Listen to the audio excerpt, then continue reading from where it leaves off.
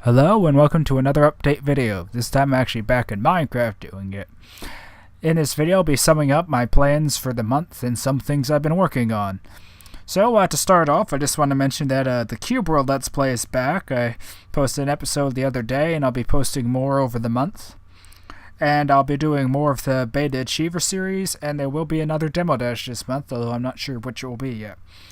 Also, I'm starting a new series called Evoland, and the thing I want to show you here, mod spotlights. Now let's see if I can, there we go, out of F5. So this here, this big structure as you can see, is my mod spotlight area that I'll be using my 4 sacred block colors. And here's the center room, and it has 3 main rooms. Over here is the quartz room, which has lots of space for putting item frames or chests to show you all the item aspects of the mod. You know, the recipes and such, I'll put them all in here, and I'll customize the room for each mod spotlight because I couldn't decide on a base format to use for all of them. And in this room, this is going to be where I show off the mobs of the mod. Hopefully it can hold them. But for the really dangerous ones, yeah, I have the cave down here because it actually was built over a cave, and have some rooms around here that I can put the really big and dangerous ones in.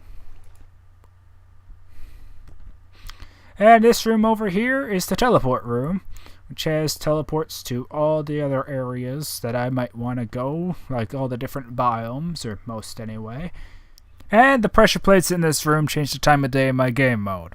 Now a bit more about the mod spotlights. I'll be coming out with one every Saturday, and each one will be on a different mod that I find to be awesome, and I have looked over a lot of mods, so expect to see some really cool ones.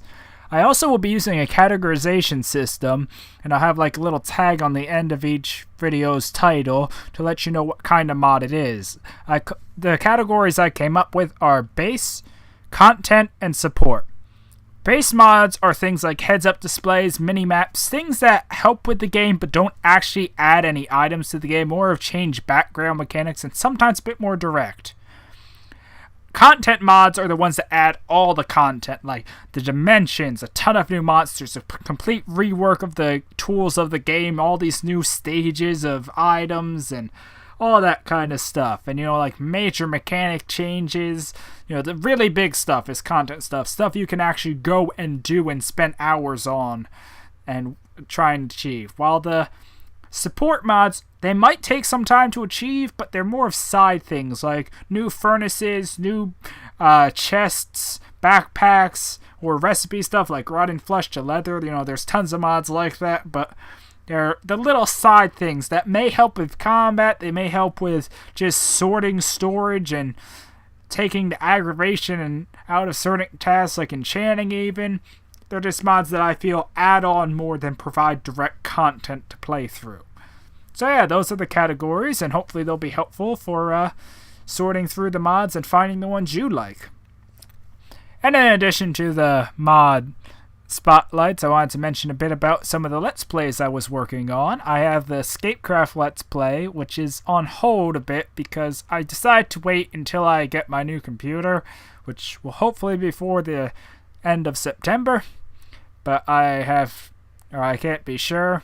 So hopefully that happens, but the main reason is I decided I want to have the new computer not only so it will run all the mods better, but so I didn't have to remove the config files and everything midway into the series.